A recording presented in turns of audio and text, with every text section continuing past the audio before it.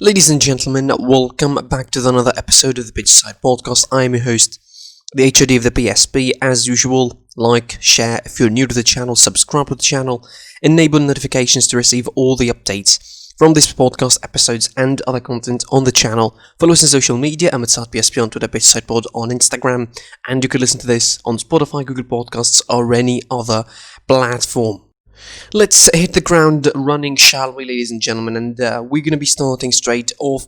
As you know, of course, when there is this sort of sparse midweek action in football, we, include it in the news, and certainly it was newsworthy yesterday. And we're starting from Liverpool, who managed a whopping 49 touches in the Burnley box on 39 crosses, really, and has nearly 3/4 of the ball. But despite that, they never look strong, and they never look like scoring.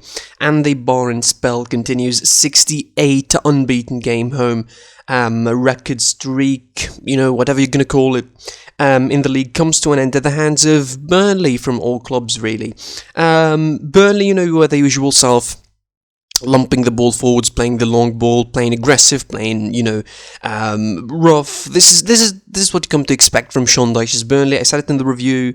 It doesn't really surprise me anymore that that Burnley play like that. It's their game, it's their plan. It's not the most enjoyable football, but it is effective, and that makes it 4 games in a row now for Liverpool, not scoring, and scoring only once in 5, which is, unbelievable. Just unbelievable. Just try to imagine it and try to really fathom this kind of stat and this kind of news. Of course, Klopp took afterwards to the media, saying that he is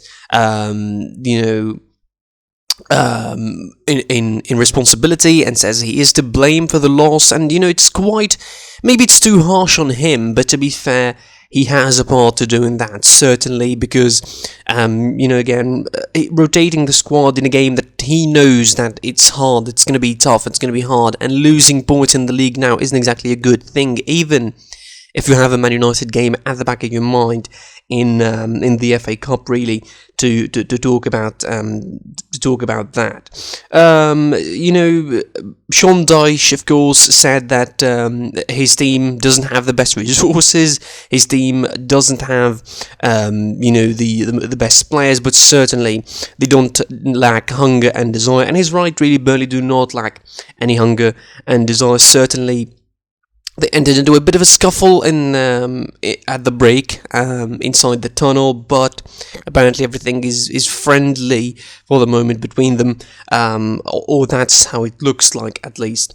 Still in England, and Pogba, of course, in an interview, in his latest interview, he hailed the impact of Edinson Cavani on Manchester United, and believes that he brings a different experience and quality rather than Marcus Rashford and Anthony Martial. Of course, he said that we know the hardest goals of those goals. We have talented players, he said. Anthony Martial, Rashford in front, even Mason Greenwood, they can shoot from outside and stuff, but they don't have the experience of Edinson Cavani, and they don't have the same quality of Edinson Cavani as well. I think this is a complete burial for your teammates. I mean, saying that about someone like Edinson Cavani, I mean, all respect to Cavani as well, but saying that is really a complete burial for your teammates. However, he's not 100% wrong.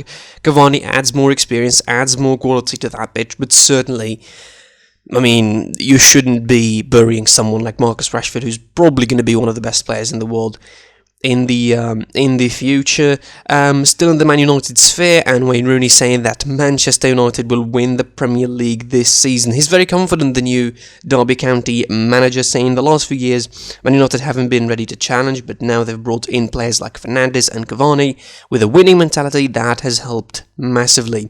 And now the squad is challenging for the Premier League title. I said to the coaches in the office here 6 weeks ago that I thought Man United will win the league. I still feel that today. Good for you, Wayne Rooney. And let's go now to Spain. And, somehow, despite the fact that there was only 4 matches in Spain across all competitions, there was just a lot to digest over the course of those 4 matches. Let's start from the Laliga. Valencia drawn or level 1-1 with Osasuna, but the meat of the action, and probably the most weirdest of games were in Eibar, as they lost to Atletico 2-1. They were leading early on by a penalty that was scored by their goalkeeper, Dimitrovic, scoring the opener. It was a brilliant penalty, by the way, taken. I mean, you should check it out. I mean, some outfield players do not know how to take penalties, but a goalkeeper, goodness me, he just, slithered it along the pitch into the bottom corner. But Luis Suarez made sure that they equalised before halftime, 5 minutes before halftime, at 40 minutes, and scoring the second goal with an even more beautiful penalty. Talk about beautiful penalties. He Panenka-ed it in the 89th minute. That is some nerves, on you, my man. Having some nerves to score a Panenka at the 89th minute, making it 2-1 for Eibar. This victory now is going to be only improving Atletico's position at the table, and actually it would take them now with 7 points ahead of their closest rival Real Madrid, and that is considering they still have a game in hand, still have 2 games in hand over those clubs, as well as Barcelona, 10 points over Barcelona. So I think, in my opinion, by the time they were winning the other 2 games they have in hand, if they won them, it is going to be, it's going to be a big deal, and it's going to be probably closer to the title than they ever think for Diego Simeone's boys. Still in Spain and in Cornellà, of course, Barcelona avoided the scare that Real Madrid fell into yesterday, or fell into on Wednesday, as Dembele nets in extra time to score the opener for Barcelona before Braithwaite makes it 2, after missing 2 penalties in regular time by Pjanic and Dembele. And let's be clear about this. The goal size does have no effect on this, because I saw a lot of people on Twitter saying it's a problem of the goalie is too small. But come on, the goalkeeper saved both occasions. The first one was Miralem Pjanic pretty much given a telegraphed penalty in the low bottom corner, and Dembele shooting, sort of a PlayStation basic penalty, which is just in the middle of the net. So you cannot really blame the goalie on that, or the goal being too small for that. Certainly Barcelona had the chances, and certainly, it was hard for them to break down Cornellà. Certainly, this wasn't a game like the one for Real Madrid against Alcoyano, where Alcoyano, had moments of dominance, really. It wasn't. And not just that, but just like Alcoyano, Cornellà had a man sent off late on at extra time. This time, Barcelona took advantage of that and scored the second goal by Braithwaite to manage to get through and save face actually for Laliga, because they had quite a load of clubs being eliminated early on in this round of 32 in the Copa del Rey. Certainly, this is a big win for Barcelona, just after the disappointment of the Super Cup against Bilbao. They needed some rebound, and certainly this is a good time to rebound. They're missing Messi, and they'll be missing him for the next game as well. Let's go quickly on a round of other news as well. The Czech FA claims that Ronaldo has not broken yet Josip Bikan's goal-scoring record that comes on the back of his Super Cup achievement, scoring his 760th official goal for club and country, surpassing the Czech great record tally of 759 as recorded by Opta. However, the Czech football's governing body published a statement claiming Bikan's tally stands at 821, meaning Ronaldo would have to score 62 more goals to become the top goal scorer in football, of course. They released a lengthy statement about that.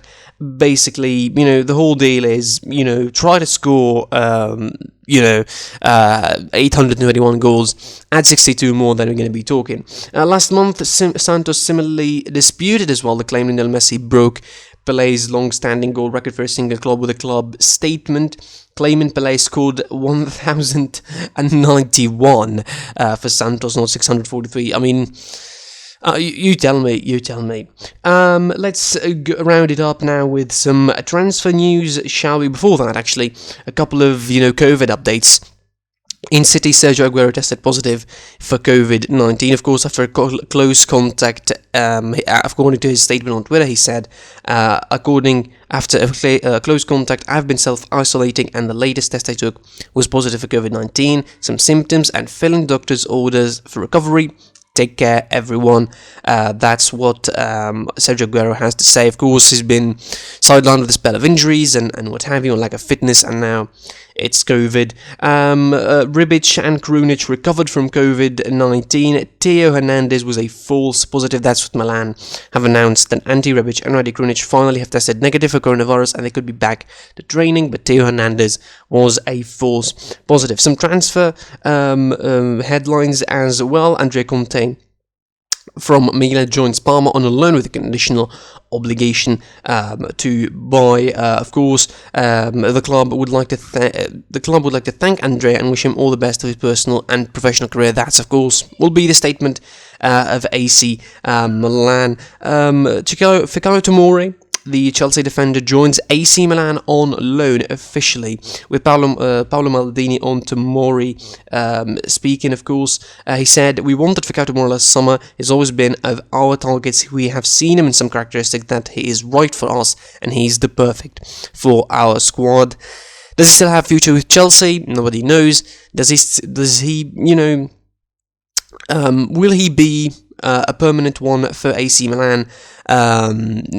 We don't know as well. And let's finish from Bayern Munich, as Rummenigge on Upamecano interest says that the club are keeping an eye indeed on Dayot Upamecano, even if it's too early to expect the RB Leipzig defender to join them. The 22-year-old has developed into one of the most highly priced and sought after centre-halves in Europe in recent season, tipped for a major move at the end of the season. Bayern always been heavily linked with the French international, particularly with David Alaba expecting to leave on a free, most likely to Real Madrid. He confirmed the transfer plans for him being drawn, but was not prepared to state that any agreement had already been reached. He told Bill that Upamecano was at least at Leipzig until the end of the season, adding that it's a bit too early to speculate and to assume he would join.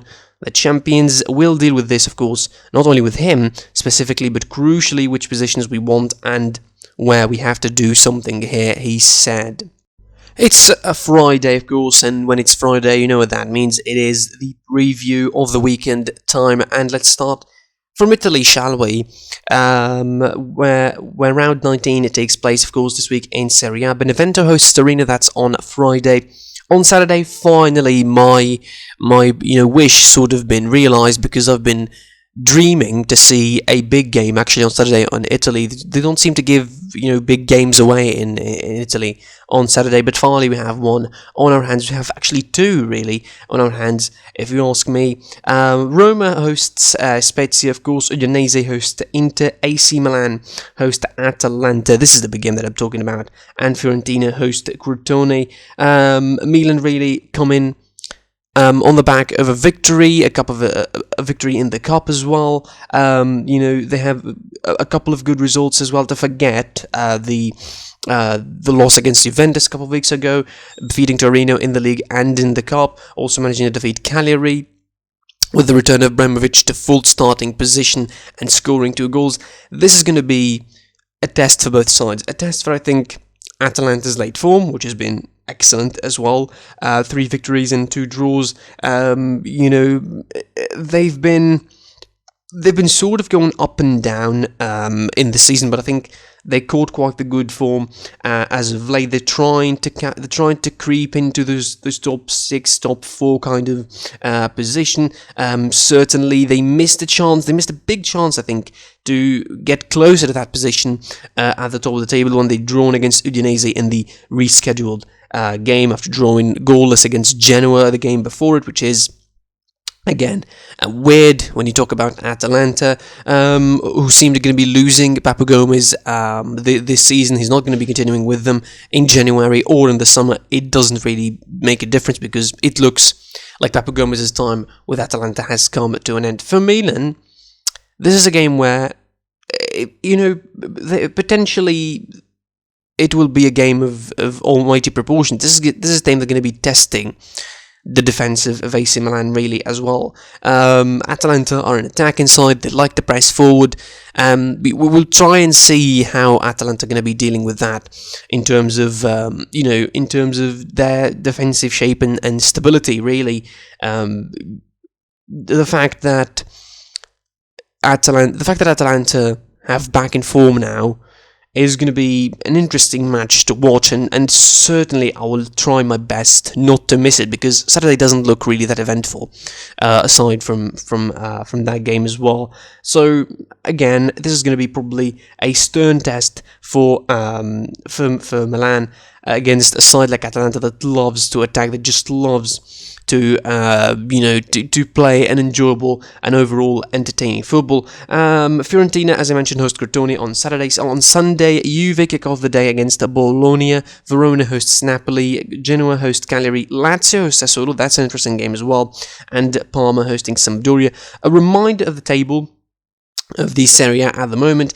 AC Milan 43 points ahead of Inter at 40, Napoli 34, Roma 34, Juventus 33, Atalanta 33, Lazio 31, Sassuolo 30, 27 for Verona, 23 for Sampdoria, 21 for Benevento, Bologna with 20, 18 for both Spezia and Fiorentina, Udinese for 17, 15 for Genoa, 14 Cagliari, 13 Torino, Parma with 13 as well, and Crotone bottom of the table with 12 points.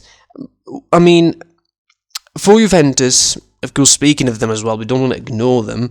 And of course, host or travel to Udine to face Udinese away. This is going to be a tricky one for Antonio Conte. And coming off the back of a victory against Juventus, you'd expect him to be a little bit more jubilant. Expect Inter to be a little bit more,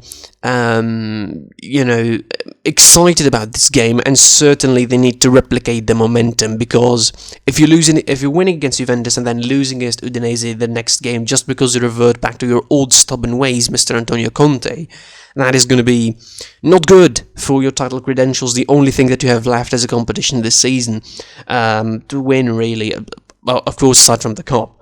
Juventus, as I mentioned, host Bologna on Sunday, coming off the back of an important win against Napoli on Wednesday in the Super Cup, which still, I think, it is too weird to call it the PS5 Super Cup for some reason. I mean, anyway, again, an important match for them. Every match is important for Juventus now if they want to keep getting close to the top, if they want to keep that momentum going. They're now 10 points behind Juventus.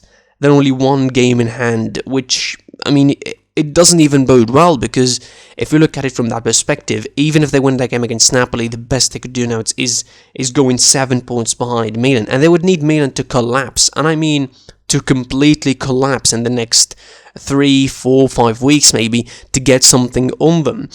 Certainly the derby, the Milan derby, isn't that far away from us. In fact, when you look at the calendar, it's certainly coming in the next month or so. It's going to be around mid to late February. So realistically, that is probably going to be a defining game as well. Juventus, they know that they need to win these kind of games because they have some tough fixtures coming on. Sampdoria away, then Roma at home, then Napoli in the reverse fixture at 13th February. That's going to be probably a defining game as well.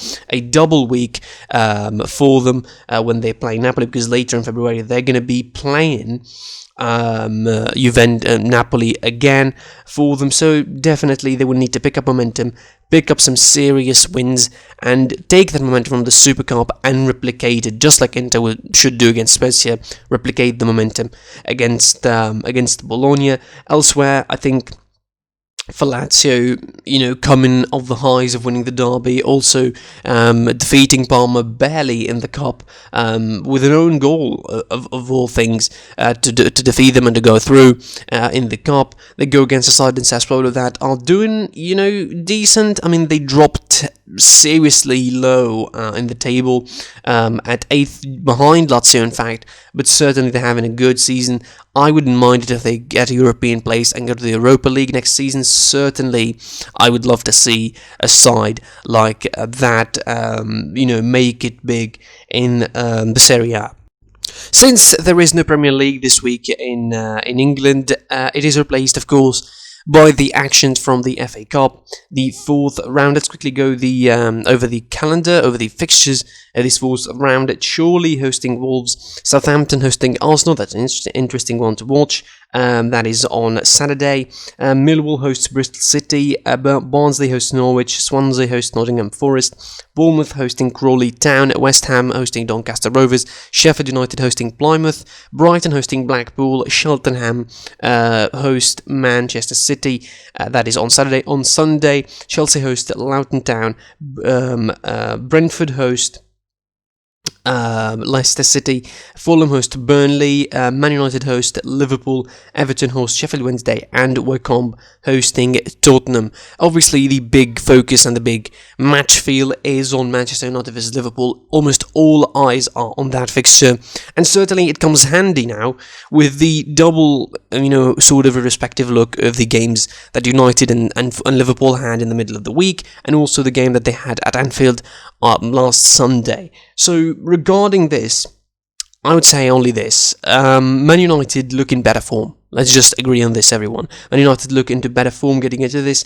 picking up wins. Liverpool's, as of late, are not exactly doing that well in the league. Certainly not scoring. In 4 league games is a problem for them, and now it's not just that, it's they lost against Burnley at home, and it seems overall that they're struggling. United probably should take advantage of this and try and get something going and win this game outright, because I think Liverpool are up for the taking for them, and chances will not come better than this one.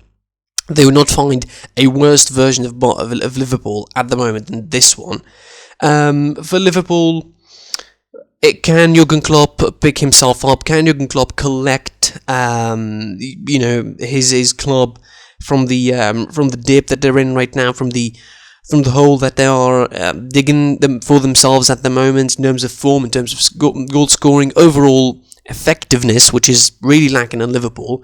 Man United, again, with some incredible performances as of late, some individual incredible performances, the likes of Pogba really coming to the forefront of this and really blossoming over the last couple of months, scoring crucial goals in Burnley and Fulham, goals that potentially could be title deciding when we're going to be looking at it from a retrospective kind of view in the end of the season, because that is what you have to say. Certainly United versus Liverpool is going to be the big game in the FA Cup on Sunday. I'm looking forward to that, and please, for the love of God, I need a better game than the one they had in the league, because I cannot take 2 boring games between United and Liverpool, because that is going to just completely turn me off from that fixture. I would not watch it probably anymore.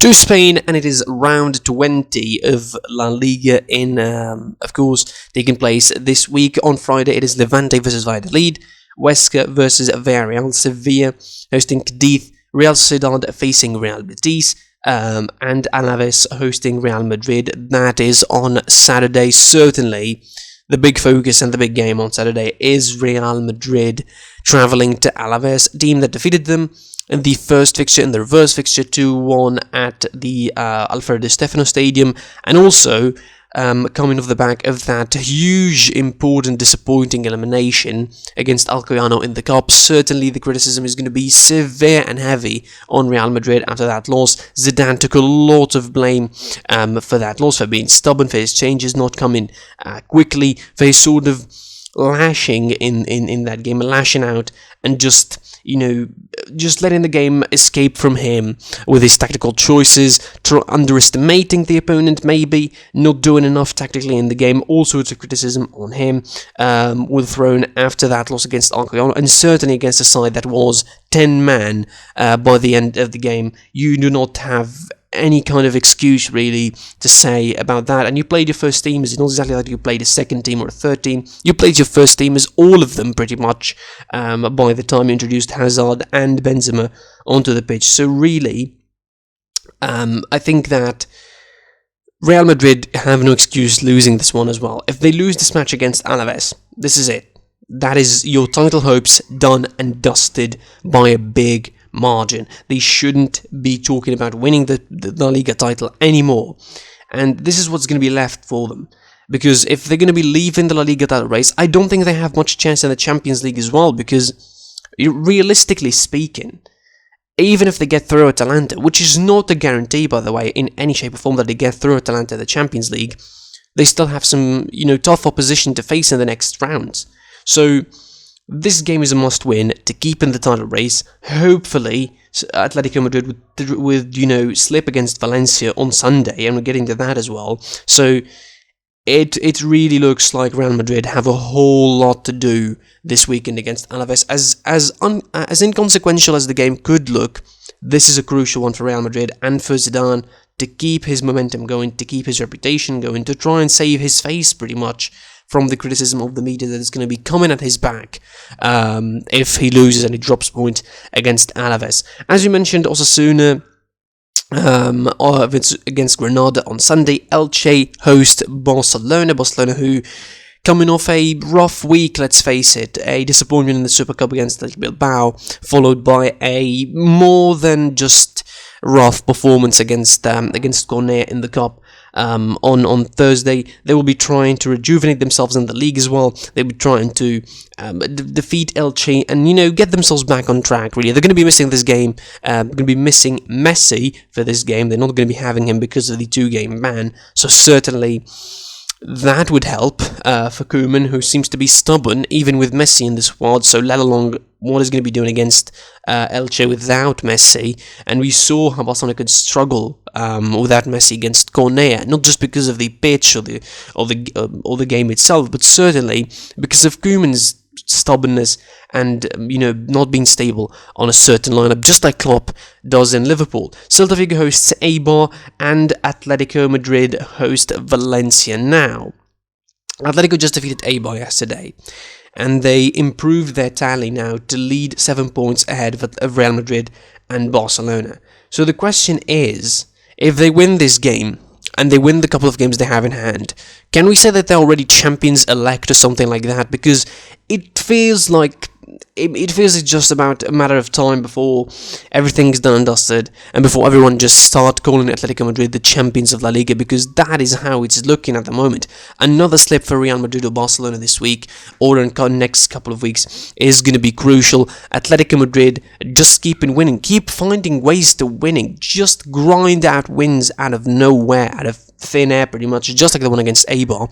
And they managed to put a lot and pile a lot of pressure now on Real Madrid and Barcelona to try and catch them up, and I'm not sure they can. Atletico Madrid, I think, are in a way far league on their own at the moment, and the top of the table in terms of performance, in terms of overall, results. The strongest defense by a big margin. They conceded only 7 goals, and with 20 matches into the season. I mean, certainly Atletico played 17 only of those, but you'd expect that even with the 3 matches incoming being against the likes of Elche and Getafe, you don't exactly see them conceding too many goals against those in this season, and certainly it looks like the loss against Real Madrid early on in the season was truly a blip in the radar and was nothing to worry about, and they certainly continued their way ever since, winning and racking points. 14 wins in this season. It is just crazy. 14 wins from 17 matches, 2 draws and 1 loss. Again, that loss seems like an anomaly and like a very, very distant memory.